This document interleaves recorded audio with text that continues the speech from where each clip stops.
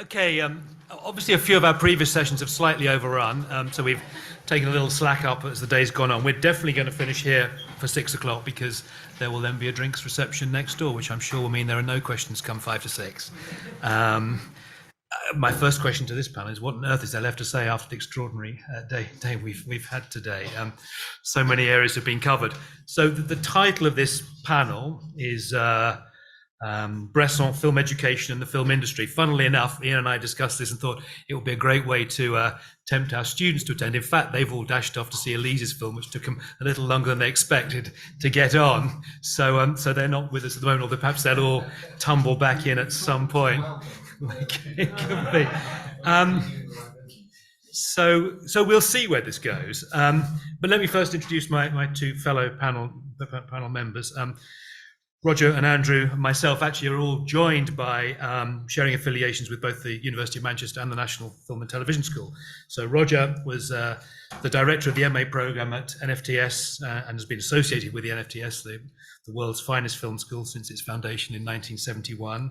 He's also adjunct professor of film at Griffith University in Brisbane and spent some time here as well, working at the Granada Centre for Visual Anthropology, so he covers bases in that way. Roger was the recipient of the inaugural SELECT, that's the CILECT, the body that draws together global elite film schools. He was the recipient of the inaugural Teaching Award in recognition of outstanding merit in film, TV and media pedagogy. He's previously a film editor and has published several books on film editing and created numerous symposiums on the subject around the world. And he's currently working on, actually a number of books I know, but perhaps most prominently an alternative history of cinema for Thames and Hudson. Andrew did his undergraduate degree at the University of Manchester, I think studying with Ian, and then went on to the National Film School, where he studied production. He's now the Senior Development Executive for Red Productions, who have been behind It's a Sin, Happy Valley and Last Tango in Halifax, so some major significant productions in the UK. He's a screenwriter, script editor and development executive. And in fact, he also teaches on the MA programme at the NFTS as well, along with the BFI Screenwriting Academy and for Film Hub North.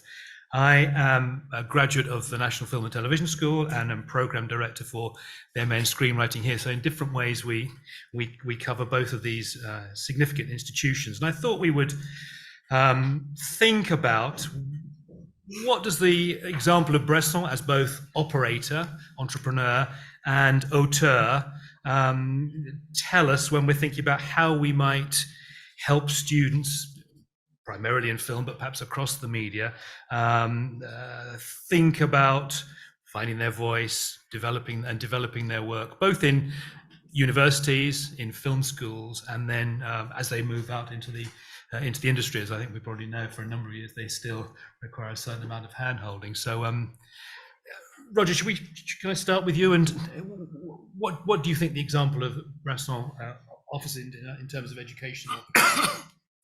Well, I want to turn it round and no one's stuck to the script. I mean, one of the things that there's so many things whirling around in my head that this day has produced already, which is extraordinary. It's almost as if we have a certain form of indigestion. and us three are the amuse-bouche for the dinner. But I mean, for instance, I was thinking about the paradox of the smile. How many smiles can you remember in BRESSON? But funnily enough, I was thinking that Richard and Tamsin, of course, one of their heroines is Setsuko Hara, who is in Ozu's films always smiling. But you know that smile is hiding terrible, terrible pain most of the time. And in a sense, I kind of feel, I wonder whether BRESSON could have learned to use the smile. I mean, it's you know, it's the way these things turn around in your head that make BRESSON so damn stimulating. He's pushing you to think of not just cinema, but life in a totally different way. And I think I have to recount the visit. So in 1985, I asked my tutor group at the National Film School, is there one director you would like me to invite to come and give us a seminar? And overwhelmingly, it was Bresson.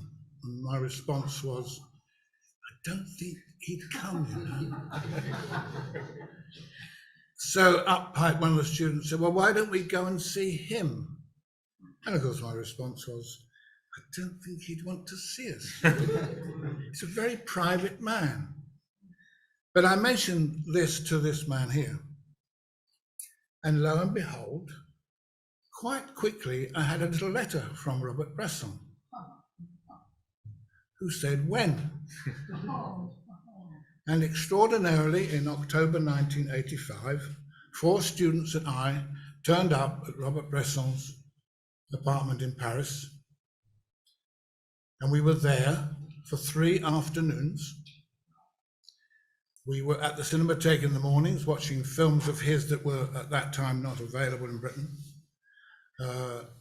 Robert Bresson apologized that he couldn't see us on the Monday and Friday because on Friday he went to his country residence and on Monday he came back, so he could only give us 3 afternoons. Wow, terrible thing.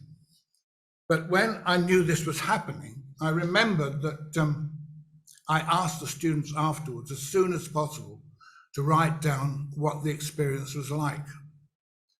Only one responded, actually. The other 3 said they couldn't put it into words. But I found the response of Eleni Alexandrakis, who was a Greek student directing at the school at the time. And this is what she wrote. Entering Bresson's house was like entering one of his films. There is the aesthetic feel of his sets. He was extremely nice with us, but you could feel he is a stiff and austere man in the same way his films are. I felt he is an utterly honest man and that what he creates is totally honest. He gives the impression of working in his way, not out of choice, but out of incapacity of using another way. There is not a hint of calculation in what he does, only purity.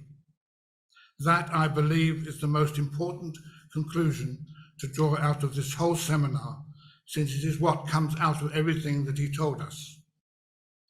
His one and only concern is abstraction. He goes against poetry.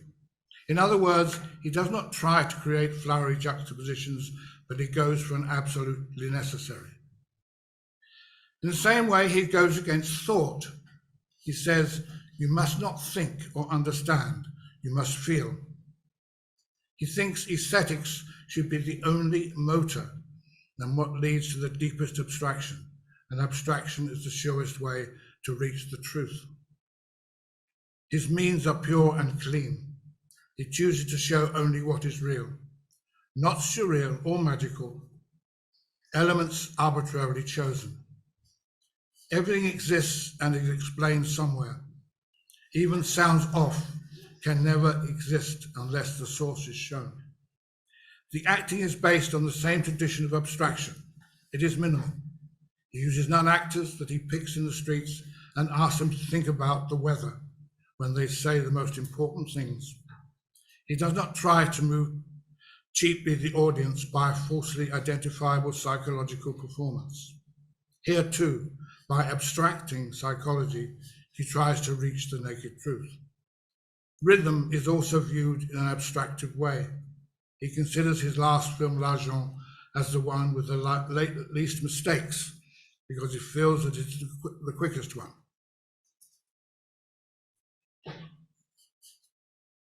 The quickness he is talking about is abstractive.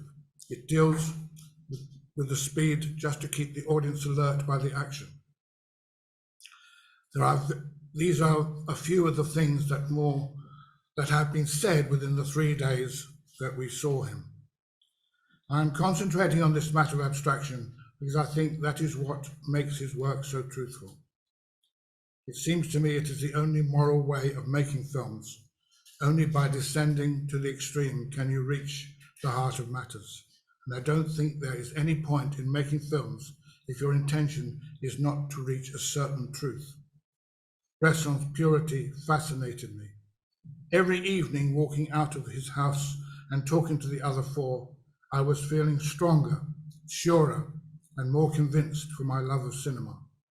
I feel I have learned more in 3 days than in 3 years.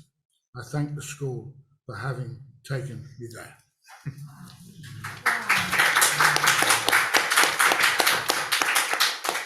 The mise en scène was extraordinary because we were taken into the room. I assume it was Madame Bresson who took us in. I didn't know at the time, and I didn't recognise him when we last saw him. And there was 5 seats in a row, and it was clearly where we were to sit, and one not comfortable seats, I have to say, no cushions, and a seat nearer the door where Bresson came in and sat down. There was no artificial light. It was the end of October, and as the afternoon wore on, the only light was the street light. And as that street light became almost impossible to see Bresson, he would stand up and put the light on, and we knew it was time to leave. It was extraordinary, the mise en scène. We made 2 requests of him. One was to have a photograph with him. Absolutely not. The second one was, could we copy a couple of his own copies of his scripts?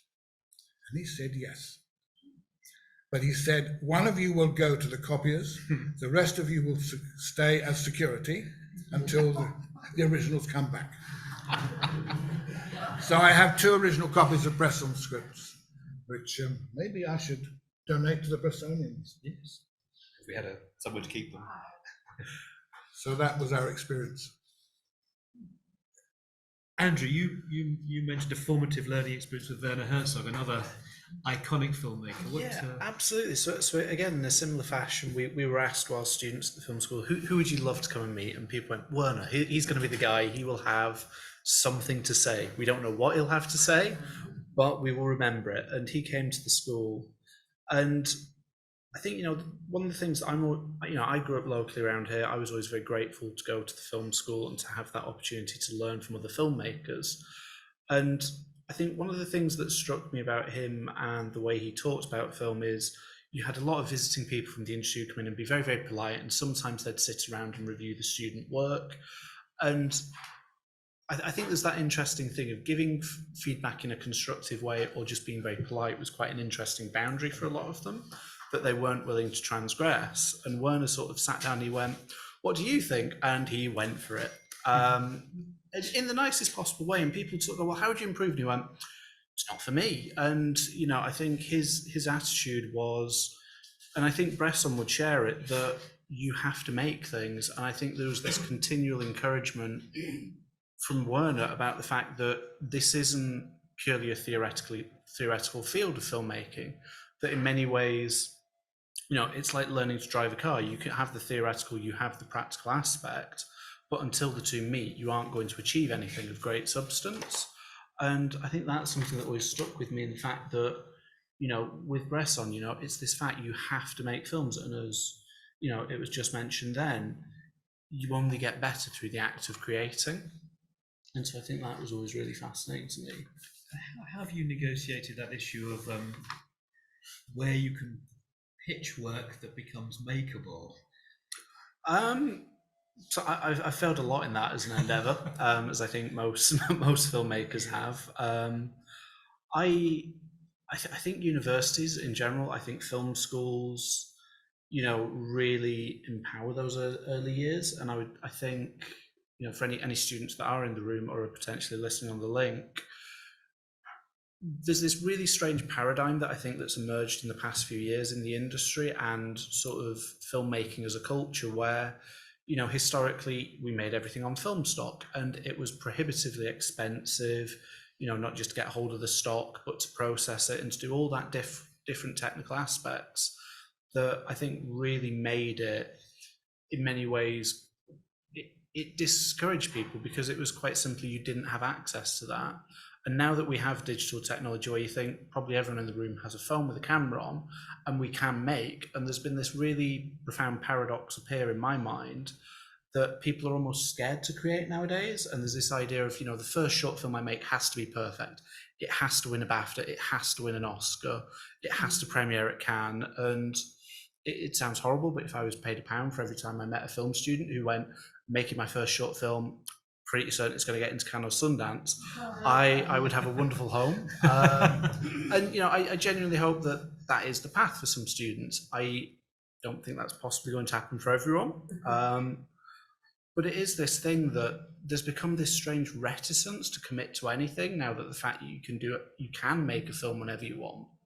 And I would always say to students or anyone interested in being filmmakers, just make the damn film. It's probably going to be terrible the first time round. I can attest to that as my first several attempts. I think Robert Rodriguez said that he made something like 50 short films before he ever showed one. And I think that's the thing of it is an act of creating and continually improving. And one thing that I was always grateful for at Manchester and at the NFTS is you have an environment where it's okay to fail. And I think, obviously that doesn't mean run around with a chainsaw and accidentally cut someone in half in the name of making the next great horror film. But I think it is that thing of going, there is no commercial expectation. And I think that's where you will learn. And through those failures, I think they teach you more about filmmaking than anything else. And I think, building up that body of work and that experience of just deciding what is it that you want to tell is something that really resonates with a lot of funders like the BFI or the BBC, because truthfully, there is very little funding in the UK for projects, particularly compared to sort of France or sort of the Scandinavian nations. So I think having that understanding of what you want to make is crucial, even if it's not fully formed. But it's knowing what is your taste and what is that thing, rather than going into it going, well, I think the BFI want me to make this type of film, and sort of trying to second guess people. Did you make films at Manchester? And yeah, how would you characterize them? How would you capture what you learned in each of these two institutions? I think at Manchester, most of the attempts were pretty diabolical. So for anyone who ever saw them, I apologise in advance. I think I probably still owe you quite a few therapy bills. But I think that was the great thing that Manchester has quite an active student social media group, Infuse TV, Infuse FM, and the Mancunian, and a lot of the time, I don't want to call it with movies with mates, because I feel that feels slightly derogatory. But it was that thing of none of us had an idea, and in many ways, that was quite freeing in the sense that you didn't know the limitations or the practicalities of what you could achieve. So you just try something, and it might be a musical, it might be a comedy, it might be a horror, and you would just take from that experience. Whereas at the NFTS, I went when I was sort of in my mid-20s. I'd worked slightly in the industry by that point, so I had a rough idea that I knew certain things in the industry, but was very aware there was an even bigger gulf of what I didn't know. And the school at the time was run by Nick Powell, who I've never figured out how to describe Nick succinctly, other than he was a complete maverick. But I think he brought this really fascinating energy to the school, where he encouraged it to be an environment and a community. And a lot of the time, I think people in the industry quite like saying no, or it feels like that is the challenge and the barrier to overcome. And Nick was the complete inverse, that he would almost indefinitely say yes. And that would petrify me into thinking, I really need to think about what I ask for, because he's now going to expect me to deliver on it. And, the school was great. I think it's had a tremendous legacy of just go out there and do it and try it. And, some will work, some won't work. It is up to you to kind of take that opportunity. Roger, I mean, you went on that trip to Paris and met BRESSON. How did it affect your teaching and your sense of how we develop young creative people? Well, I was wondering about this and wondering what it would have been like to have had him as a regular tutor. But what I got from it was very interesting, because we all, recite the fact that he thought Bach was the last great composer and Dostoevsky was the last great writer and Cézanne was the end of painting, etc., etc. And we don't think through the implications of the fact that he wants to say that rather than talk about other filmmakers. He didn't talk about other filmmakers in those 3 afternoons at all. He talked about the shortcomings of his own films, but he was only really interested in talking about the other arts. In fact, on the second day, he received an amazing 2-volume, you had to have 2 hands to carry it, edition of Max Ernst's works. And he was so excited about this. It was palpable. He wouldn't stop going on about it, and really wanted to go back to looking at them, I think, rather than talk to us.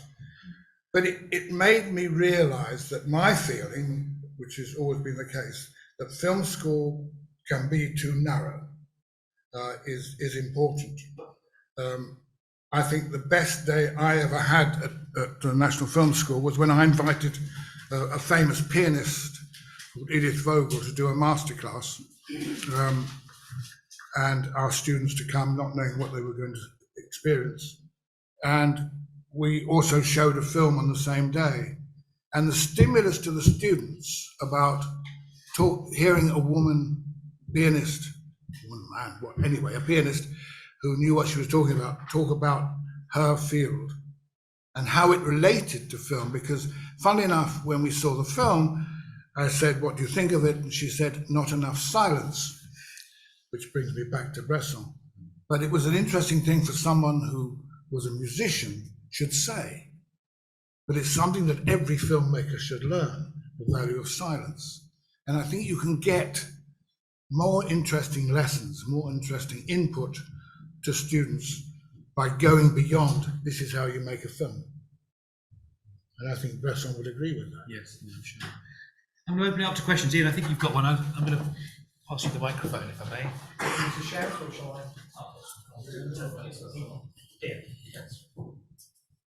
Thank you both. That's really interesting, and I just wondered, picking up on a few things that you just said there, and trying to link, I guess, both the educational and the creative practice. I suppose this is the sort of thing that comes under the file headed "Never Meet Your Heroes," isn't it? In that when you do that, and of course they tell you all sorts of rich things that you want to hear and you think they're going to say to you. But was it useful for you, Roger, and your students? And was it useful for you, Andrew, in coming across somebody like Herzog, to find things where you could also think, well, that's quite silly, isn't it? Why is he saying that? Because that's quite informative in its own way as well, isn't it? Either about the process of filmmaking itself or about the wider sort of endeavors of where their films sit within a canon in some ways. Did you find that, or did your student? I mean, the account is fascinating and it's also very eloquent.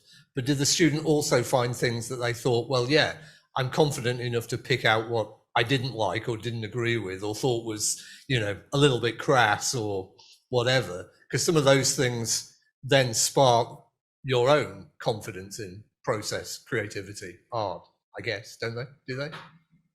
I think one of the things I found over the years, and years there were, was that with every filmmaker that I brought in or was brought into the film school, you would find on close examination that they had strengths to them, to their work, and actual less strong aspects.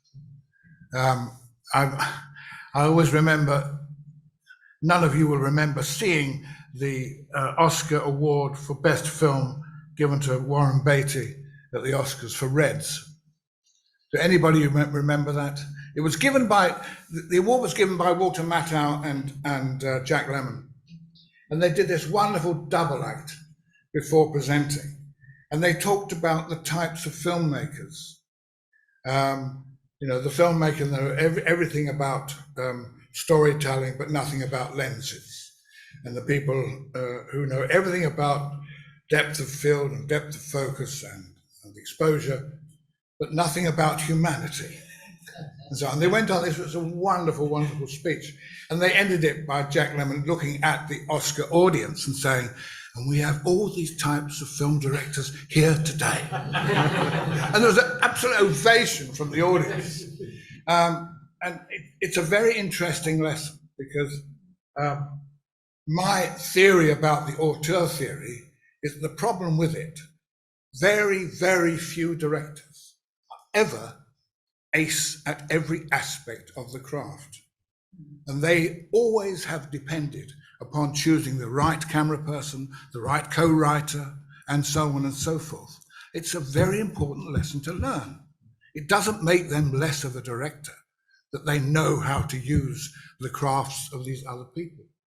It actually allows you to relax because you don't need to know everything. You need to know enough to know if your crew is pulling the wool. But beyond that, it's a totally different consideration.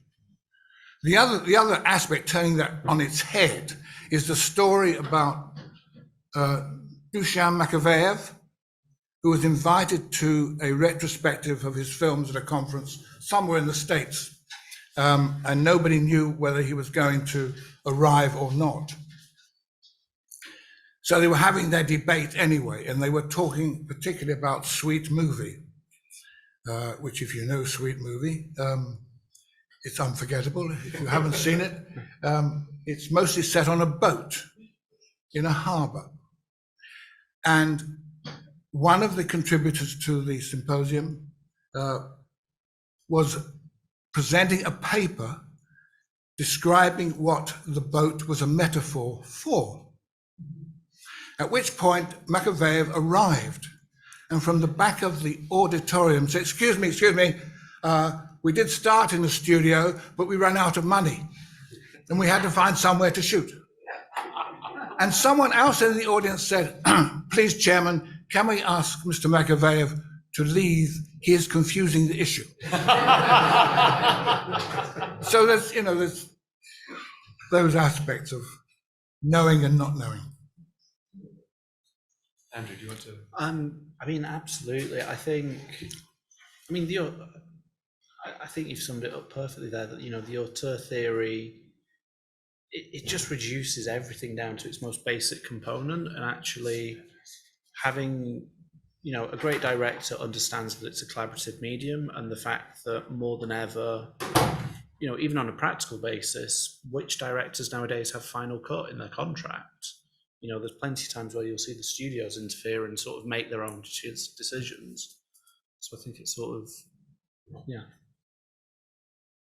I think there's another issue around the material we use for teaching as well. We tend to show students very high quality, beautifully achieved work. I spend my time telling Joy and my other screenwriting students, you've got my absolute permission, and maybe this isn't pedagogically sounded, but you've got my absolute permission to write 100 pages of rubbish.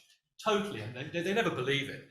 And of course, so what I have to do then is to show them stuff that's not fully realised, scripts I've got access to because they've been in development, or my own scripts, which are far from realised, or try and show them work across 2 or 3 drafts. So I'm not sure we've done it yet, but I've got a couple of drafts of Eternal Sunshine of the Spotless Mind, a work of very high achievement in its final draft. But if you look at the first draft I've got, you wouldn't know it was in the same universe. It's completely unrecognisable.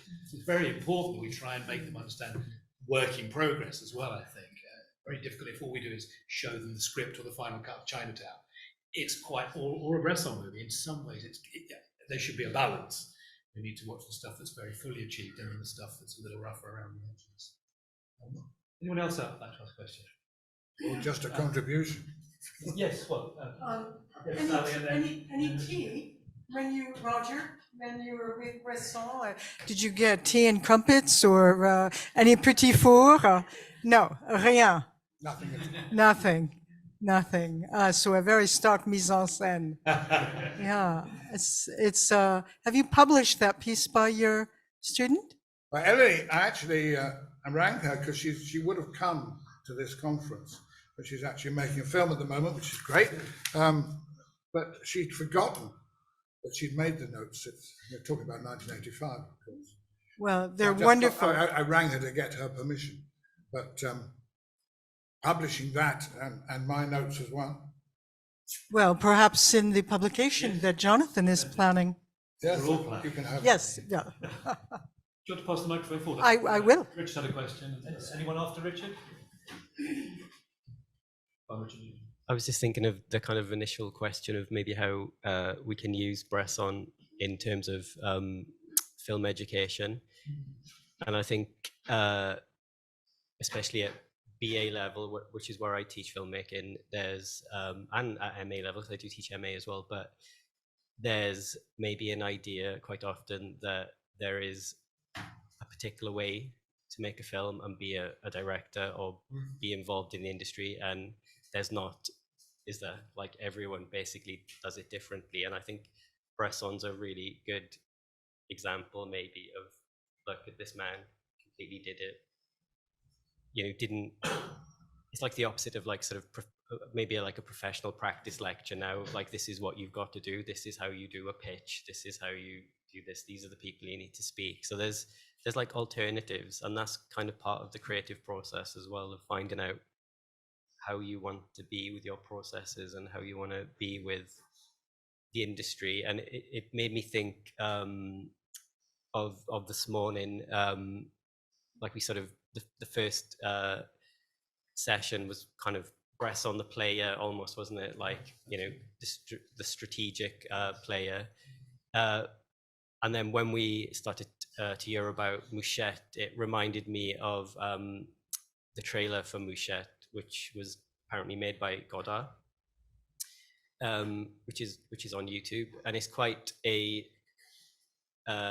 unique trailer. And when I discuss trailers with my film students, who say, what is a film trailer? You know, what is its purpose? Well, it's to try and get people to come and see the film. I was like, okay, I'm going to show you this. And there's this like contradiction of like Bresson, you know, the strategic player, you know, wanting to be able to do what he wants to do, and then allowing this trailer to be made, which is absolutely pushing people away in a really sort of violent way. It's really like, don't come and see this film, you know, that. But that is part of Bresson, and that's part of his filmmaking. There's not like a model to learn, is there? Yeah. Do you show the films? Do you show the whole films? Or? No, I show lots of clips, but yeah. Funny enough, I don't really, you're probably all surprised to join, and you're one of my students here, though. Probably surprised to know that Bresson is my obsession, because I spent most of our time, we talk about why do people do things? You know, what's going on? Why does this person behave in a particular way? So our work is often around a kind of naturalistic psychology, which seems to me to be a responsible pedagogy, because that is where 95% of storytelling, I think, is operating. Although my own obsession is with this rather different stuff, so I tend not to show the films for different reasons. I would also say that my defining, sort of, if you talked about Bresson and Herzog being at the film school, my version of that, you'll probably remember, Roger, I think it was the time of Mr. Jones, was when Richard Gere came to the film school. So I'd been obsessed with Bresson. Richard, and basically at the time of the film school, you'll remember to your frustration, I'm sure, Roger, unless there was actually a camera involved and we were making films, people wouldn't turn up for anything, really. Richard Gere turned up for half an hour, and the school was rammed. So and I think we all thought we'd come out and be really snooty about it. Well, he was a film star, but he was also extraordinarily articulate about what was going on, and it's very easy not to realise that someone was a very sophisticated, thoughtful man. Worked with Schrader by then, of course, and was deeply immersed in the industry. Had a huge amount to tell us, and we all came up, tongues on the floor, completely beguiled. So sometimes it's surprising where we learn as well. Sure. We need to be exposed to sometimes the stuff outside our taste. Robert Altman was the only person I filled stage one with. Right. He took up the entire space? Yeah. Yeah. Everybody came. Right. Everybody. Interesting. Yeah. Yeah. Yes, Ben, but I'm not sure where the microphone is. Yeah. As a sort of I standard, think that's on. Either shout or turn it up. Is it on? as a standard pedagogical exercise, I would think it would be very useful to be able to see not the final product, but the different approximations to the final product that Bresson filmed. Where are they? Do they actually exist at many of the studios or in any of the vaults of the producers? Would have kept. Yeah, they would have kept. Prior to well, Roger, I'll defer to you in terms of editing knowledge, but I mean, Bresson was cutting on film. You know, you didn't save cuts. You move a piece of celluloid out, put another piece of celluloid in. That's it. It's gone. You can never go back. It's not like the digital era where you can just line up 100 cuts and re-preview them. I mean, if something went, And of course, you not only might you not remember what was there, but I mean, you'll know very, very well, which people might cut the same frame half a dozen times, and you simply lose it in the end. You can't put it back in anyway. It's just sort of torn to pieces unless you get more rush prints provided. So no, but also, I mean, Bresson, my experience on L'Argent at least, I'll defer to others. Yeah, I mean, the first cut of the film I think came in at 95 minutes, something like that, and it ends up at 84 minutes. And there was just a bit of tightening, and I think Jean-François Naudin, the editor, had put a rather bravura ATM sequence in at one point, which Bresson wanted to try, but didn't work. And so actually because he was so careful, and also he'd been cutting sequences as we went along. Actually, the assembly, so kind of the first time we saw the whole thing up on the screen, really wasn't that far from where the film ended up. Now, it might be a very interesting exercise in general terms. I'm not sure that in Bresson's case it would be terribly illuminating. What about the rushes, though? The rushes. That's a different thing. Well, firstly, the rushes were interminable. I mean, we go to Russian screenings and we have sometimes we printed 30 takes of the same thing. So you're really pushing at people's tolerance. And you sit in the theatre for a couple of hours after a long day and watch 2 hours of someone doing the same thing and not getting it quite right. So I don't know what you've learned from that. Roger, you're an editor. What was your view on? I know editors are obviously at film school. You have lots of exercises that you ask them to do. So Ben's challenge around, would it have been valuable to look at, if you like, one cut before the final cut of a Bresson movie? What's your view on what? Well, I mean, you've answered that in the sense that there wasn't much difference. Yes. Between that, but of course it varies from film to film. Yes. Enormously, you know. If you worked on a Sam Peckinpah film, there were always 8 angles, 4 of which you couldn't use. Yes. Because he was the other side of the line, as it were. So that would have been fascinating, perhaps. But then he had an army of editors who lined up, all doing a bit of the film. Yes. No, I mean, I think it's a pity that certainly that some there aren't more certain rough cut sequences of films available to study. Because the way people get to, I mean, the Oscar for best editing is silly. Yes. It's absolutely silly because, you know, from what one knows of even my own observation of good editors actually working on a sequence and so on and seeing the transformation, it is a wonderful lesson and very exciting to see what happens. Depending, I mean, in Bresson's case, perhaps not so exciting in the sense that he was, you know, shooting to cut. Yes. Almost. Andrew, you mostly work with writers, but you're a producer as well. So you presumably leave them while they go and do that grubby bit out of doors and get wet and horrible, and then you end up watching rushes and cuts for a long time. End up in the grubby areas more than I'd like. But yeah, I like to be on set. I actually do think now we're in that digital series, seeing that evolution of the different cuts is so invaluable. I think the only challenge you get is sometimes you almost want commentary to go alongside of why those changes have been made and how that evolution has come about. Because I think whilst we'd love to say that everything is done in the best spirit creatively, I think sometimes the decisions are quite rushed or they're maybe coming from quite left field manners. So I think it's always really interesting to see what the thinking is and why that movement happens across it. Is there a pattern? Do you find you're championing the script when you get to post-production, or do you find the directors are championing the script, or do you different for different films? Or I mean, it can be rushes and reinvent from it can be really different on a project-to-project basis. Even, you know, predominantly my experience has been in television, so you might have multiple writers and multiple directors, and sort of trying to balance that and say, how do we tonally keep that kind of through line across the episodes can be a really interesting thing. I've been fortunate that I've always worked with a lot of fantastic directors who really want to champion the script. So whilst things might have evolved on set, or there might be particular changes that have come in, I'd say even if it's not necessarily word for word what was in the script, it's honouring that spirit and that ethos, which I think is quite important. But at the same time, I won't mention what, but I've done a show where, you know, somebody literally, if you looked at the script and you looked at the show, the first episode, it was completely different. you found that entire sequences moved around, which was quite a terrifying decision.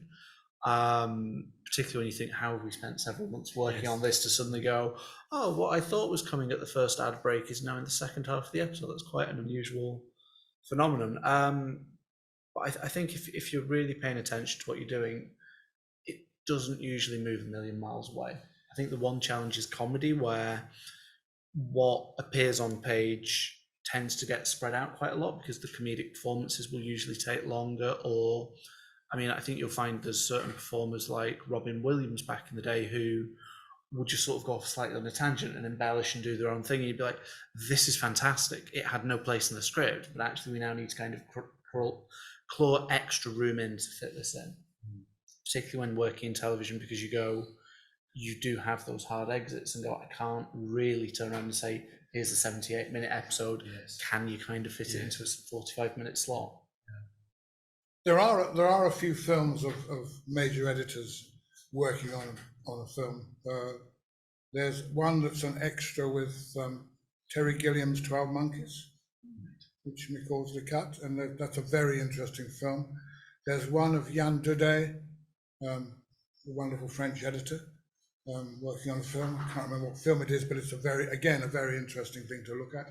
So you can source some material of the process happening before your eyes. Grace and then David. How do you think about teaching film at a time when most people see films streamed and when people can load anything up on YouTube? It's a good question. I was thinking about it earlier, watching and listening to the Bresson films, with all due respect, obviously slightly inferior, and they're often from YouTube, and they're not in a perfect screening facilities, and you're referring on the stream with even worse situations than that. Yeah, what do you think? I'm going to sound slightly controversial. I think the streaming era has been phenomenal, particularly for independent film. I think if you look at something like Roma, that would never have been made under conventional manners. It just never would have happened. I think there would have been so many executives who'd have sat down and go, so you want to tell a language that isn't in English, is in black and white, is this duration, not happening, we'll never fit it in a cinema screen. And I also think the interesting thing is it's granted access to, I think, audiences in a way that hasn't previously happened. Particularly looking at the UK, if you think of independent cinema chains and where you get access to some of those films, particularly foreign language pieces, 95% of the cinemas are in London. And I think having streaming platforms where you go, actually this is now accessible and viewers can get it at an affordable price, has been a wonderful thing. And I think it has expanded people's horizons.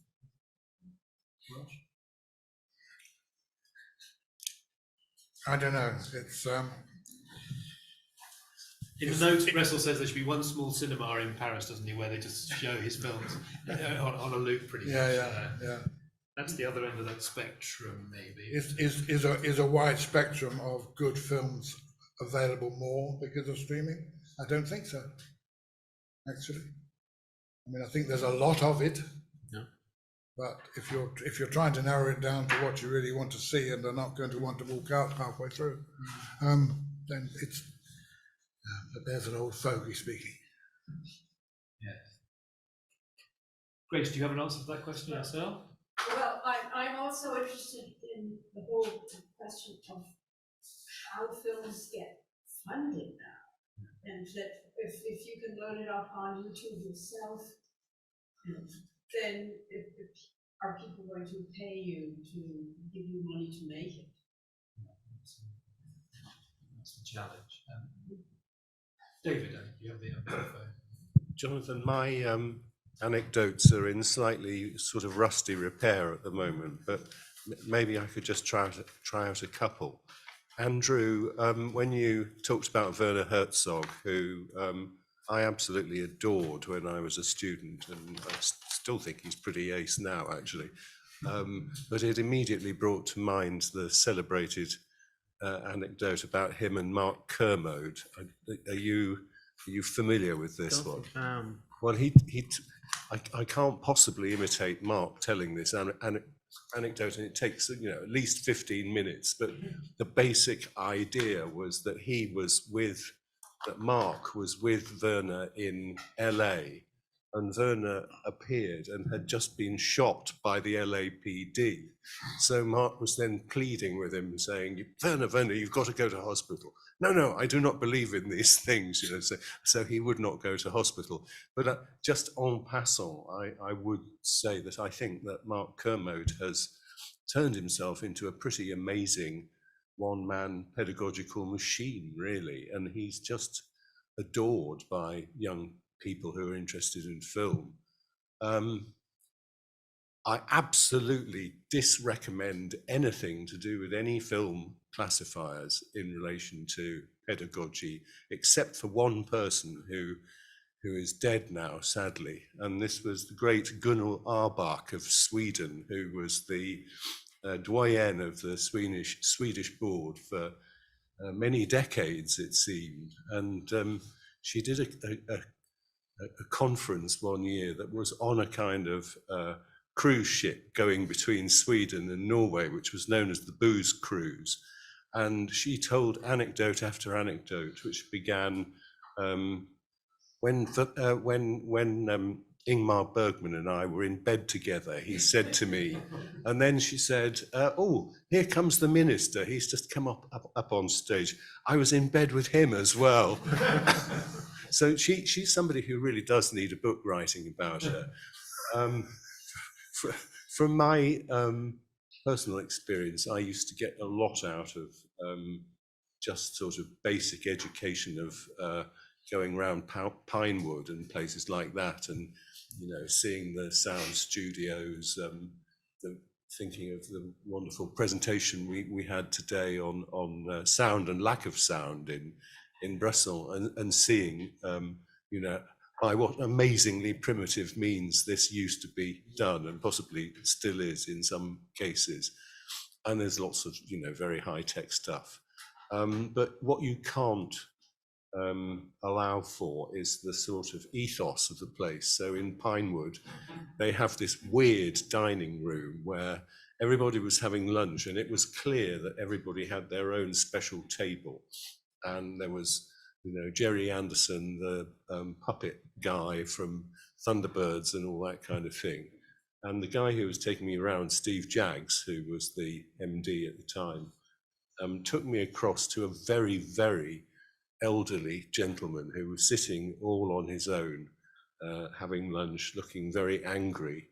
And he said, Peter, and we're talking here about the legendary Peter Rogers, who was the producer on all the Carry On films, the man who sacked Charles Hawtrey more times than we could care to imagine.